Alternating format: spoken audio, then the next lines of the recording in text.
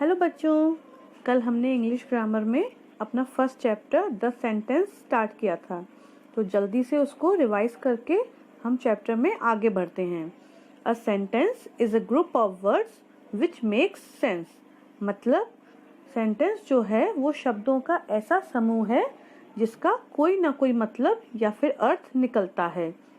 लेकिन अगर शब्दों के समूह का कोई मतलब नहीं निकलता तो उसको हम सेंटेंस नहीं बोल सकते हैं। ये बात आपकी समझ में आ गई थी? ये अब हम आगे बढ़ते हैं। Read these important rules. यहाँ पर सेंटेंस के लिए कुछ रूल्स लिखे हुए हैं जिनके बिना कोई भी सेंटेंस कंप्लीट नहीं होता। Every sentence begins with a capital letter. ये हमारा फर्स्ट रूल है। इसका मतलब ये होता है कि हर सेंटेंस की शुरुआत कैपिटल लेटर से ही होनी चाहिए। ये जो ऊपर सेंटेंस लिखा है यहाँ पर आपको दिख रहा होगा, इस सेंटेंस की शुरुआत है कैपिटल आर से हुई है। ये वाला सेंटेंस जो है इसकी शुरुआत कैपिटल ई से हुई है, और ये वाला जो सेंटेंस है इसकी शुरुआत कैपिटल एन से हुई है। सेकंड रूल हमारा है every sentence has a verb. Her sentence में एक ना एक वर्ब होती है। वर्ब मतलब क्या होता है? वर्ब मतलब होती है क्रिया, जो हम आगे के चैप्टर्स में पढ़ेंगे। अभी आप ये समझ लीजिए कि काम करने को क्रिया बोलते हैं, तो हर सेंटेंस में कोई ना कोई काम हो रहा होता है। थर्ड रूल हमारा है every sentence ends with the full stop. Her sentence के एंड में या फिर लास्ट में फुल स्टॉप लगाना बहुत ज़रूरी है। जैसे कि यहाँ पर एक फुल स्टॉप लगाए, इस सेंटेंस के एंड में भी लगाए और इस सेंटेंस के एंड में भी लगाए।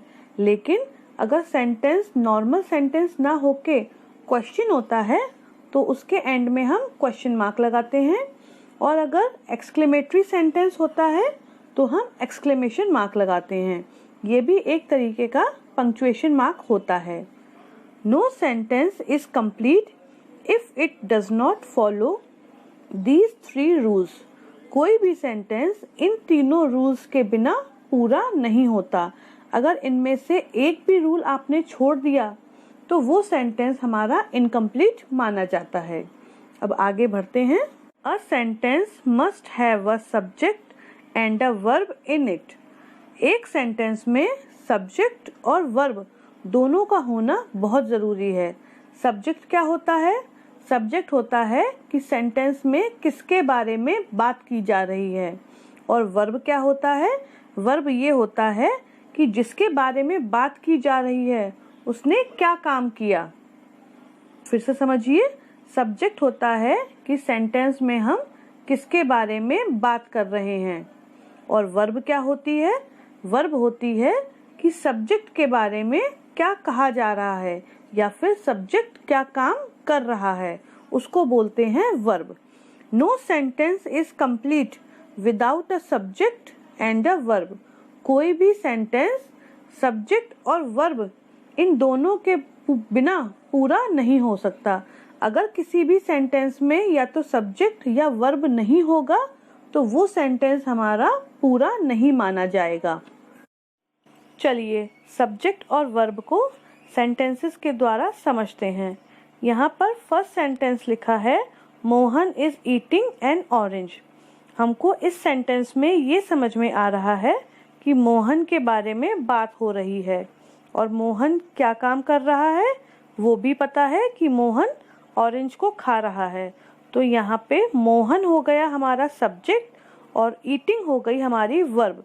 लेकिन सेकंड सेंटेंस में हमारा सब्जेक्ट मिसिंग है। क्यों? क्योंकि हमारे पास केवल है इज ईटिंग एन ऑरेंज। हमें ये नहीं मालूम कि ऑरेंज को कौन खा रहा है, तो ये सेंटेंस हमारा इनकम्प्लीट है।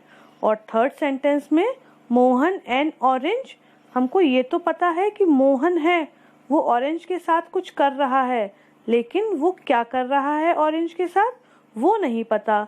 तो इसका मतलब इसमें हमारी वर्ब मिसिंग है, इसीलिए थर्ड सेंटेंस भी हमारा इनकम्प्लीट है। तो इसके हिसाब से फर्स्ट सेंटेंस ही हमारा कंप्लीट है, बाकी दोनों सेंटेंस इनकम्प्लीट हैं। आज के लिए इतना ही काफ़ी है कि हमको सेंटेंस में ये 3 रूल्स को फॉलो करना ज़रूरी है। पहला रूल कि सेंटेंस की शुरुआत हमेशा कैपिटल लेटर से होती है। दूसरा रूल, सेंटेंस में एक वर्ब का होना बहुत ज़रूरी है। और तीसरी बात, सेंटेंस के एंड में या तो फुल स्टॉप या फिर क्वेश्चन मार्क या फिर एक एक्सक्लेमेशन मार्क का होना ज़रूरी है। इन तीनों में से कोई भी एक रूल हमने फॉलो नहीं किया तो वो हमारा सेंटेंस इनकम्प्लीट हो जाएगा।